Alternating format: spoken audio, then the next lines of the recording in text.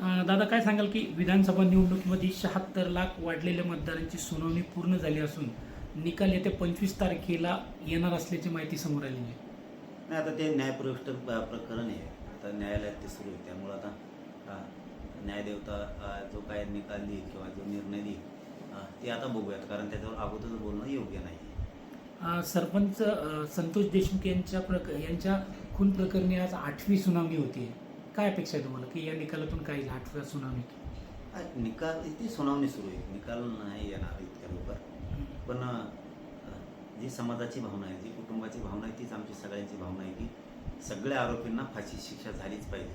आणि आम्ही तर ती फाशी होईपर्यंत कोणीही समाज किंवा आम्ही कोणीही शांत बसणार नाही. मात्र एक खतखत कायम राहिली की त्याच्या सहारूपी खूप होणार होती.